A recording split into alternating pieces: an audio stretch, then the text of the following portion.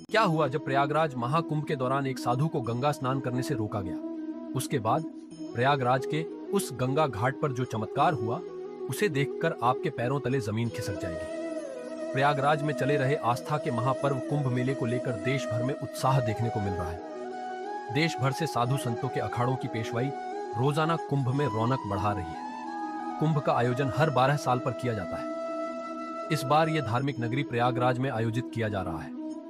कुंभ के चलते यहाँ व्यवस्था एकदम दुरुस्त है, लेकिन अभी हाल ही में जो घटना सबके सामने निकल कर आ रही है, उसने सभी के होश उड़ा दिए।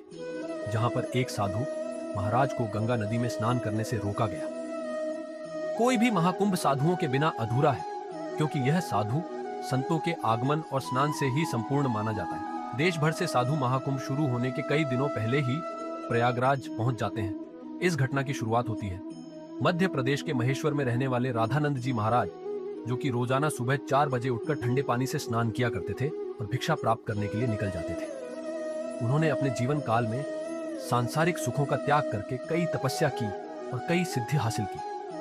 वे महेश्वर के घाट पर ही निवास करते थे। जब उन्हें प्रयागराज महाकुंभ लगने की खबर मिली तो वे महाकुंभ में जाने के लिए बहुत उत्साहित थे।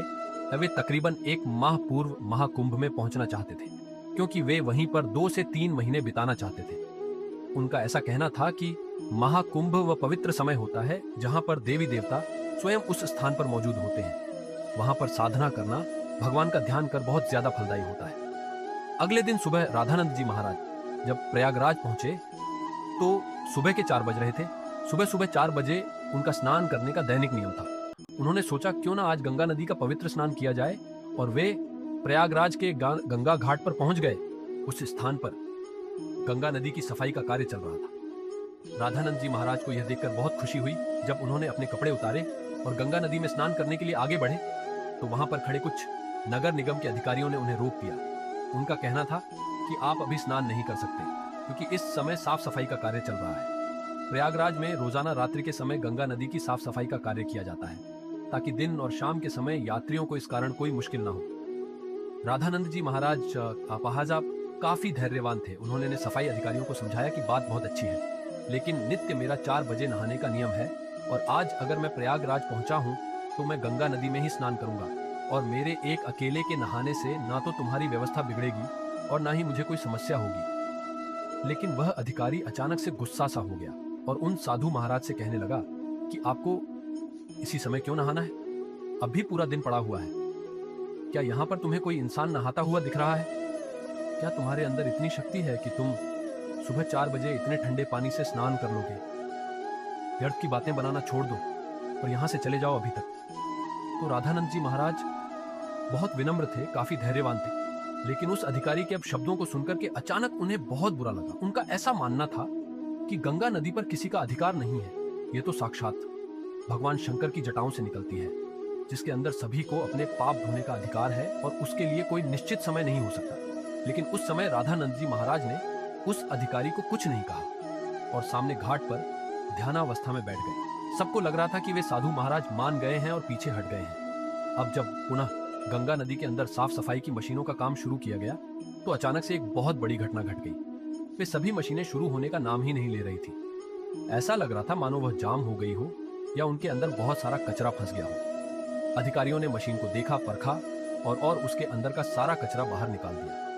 सबको उम्मीद थी कि मशीनें कार्य करने लगेगी, लेकिन फिर जब मशीनें शुरू की गई तो कोई भी मशीन चालू होने को तैयार ही नहीं थी। सभी अधिकारी बहुत हैरान थे, किसी की भी समझ नहीं आ रहा था। लेकिन जब मशीन चालू नहीं हुई तो कई मैकेनिकल इंजीनियर की टीम को मशीन देखने के लिए बुलाया गया। उन सभी मैकेनिकों ने मशीनों को अच्छी तरह से जांचा परखा और यही पाया कि मशीन तो एकदम सही है, लेकिन इसके चालू ना होने का कारण किसी को समझ नहीं आ रहा था। राधानंद जी महाराज अभी भी उसी घाट पर ध्यानावस्था में बैठे हुए। गंगा नदी का साफ सफाई का कार्य उस दिन रुका हुआ था। सभी लोग बहुत हैरान थे उस समय। जो मैकेनिकल इंजीनियर वहां पर मशीन सही करने आया था, उसने जब राधानंद जी महाराज को देखा तो उसकी आंखें खुली की खुली रह गईं। वह राधानंद जी महाराज के चरणों में गिर गया और बाबा उसे आशीर्वाद देने लगे। फिर वह सभी अधिकारियों को बताने लगा कि यह महेश्वर के सिद्ध महाराज है। बचपन के समय पर एक बार जब मुझे सांप ने डस लिया था तो इन्होंने ही अपने चमत्कार से मेरी जान बचाई थी। तब उस अधिकारी को अपनी गलती का एहसास हुआ। वह समझ चुका था अगर यह अपने दैनिक नियम के अनुसार 4 बजे गंगा स्नान करना चाहते थे तो मुझे इन्हें रोकने का अधिकार नहीं था। मैंने जो इनका अपमान किया, इन्हें भला बुरा कहा और गंगा नदी में स्नान करने से रोक दिया, उसी का परिणाम मशीनों की खराबी के रूप में हम भुगत रहे हैं। अब यही हमारी समस्या का समाधान कर सकते हैं। हमें इनसे माफी मांगनी पड़ेगी। सभी अधिकारी मिलकर राधानंद जी महाराज के पास गए, उनके चरणों में बैठ गए और हाथ जोड़कर कहा कि हमें इस बात का अंदाजा नहीं था कि आप एक दिव्य संत हैं। हमसे बहुत बड़ी भूल हो गई है। हमें आपको स्नान करने से नहीं रोकना चाहिए था। राधानंद जी महाराज अभी भी बहुत विनम्र थे। उन्होंने अधिकारियों से कहा कि यह जरूरी नहीं है कि कोई संत चमत्कार करे तभी ही उसे गंगा नदी में स्नान की अनुमति दी जाए। गंगा नदी के ऊपर साधु संतों का सबसे पहला अधिकार है। सभी अधिकारियों ने उनसे हाथ जोड़कर कहा, अब आप गंगा नदी में स्नान कर सकते हैं। हम आपसे बहुत माफी चाहते हैं। राधानंद जी महाराज समझ चुके थे कि सभी अधिकारियों को उनकी गलती का एहसास हो गया है, उनका अभिमान दूर हो गया है। उन्होंने विनम्रता पूर्वक उन अधिकारियों से कहा कि तुम चिंता क्यों करते हो, अभी समय कहां बीता है, जरा अपनी घड़ी में समय तो देखो। जब सभी अधिकारियों ने अपनी घड़ी में समय देखा तो उनके रोंगटे खड़े हो गए, क्योंकि उस समय सुबह के 4 बज रहे थे। किसी भी अधिकारी को यह समझ नहीं आ रहा था आखिर इतना बड़ा चमत्कार कैसे हुआ। आखिर राधानंद जी महाराज ने अपने चमत्कार से समय को कैसे पलट दिया। इतना बड़ा चमत्कार देखकर सभी अधिकारी उनके चरणों में गिर गए और बाबा की जयकार लगाने लगे। इस चमत्कारिक घटना के बाद सब लोग उन्हें मान गए और उनके दास बन गए, जिसके बाद राधानंद जी महाराज ने सुबह 4 बजे अपने नित्य कर्म के अनुसार वे गंगा नदी में स्नान किया और इधर मशीनों ने फिर से काम करना शुरू कर दिया। सारी मशीन एक साथ चालू हो चुकी थी, जिससे यह प्रमाणित हो गया कि यह मशीनें केवल राधानंद जी महाराज के इशारे का इंतजार कर रही थी। जैसे ही उन्होंने अधिकारियों का अभिमान चूर किया, यह बहुत बड़ा चमत्कार था जो हाल ही में प्रयागराज के महाकुंभ में हुआ है। वास्तव में दोस्तों, ये भूमि साधु संतों की भूमि है। यहाँ पर साधु संतों का ना तो अपमान किया जा सकता है और ना ही उन्हें छोटा समझा जाता है।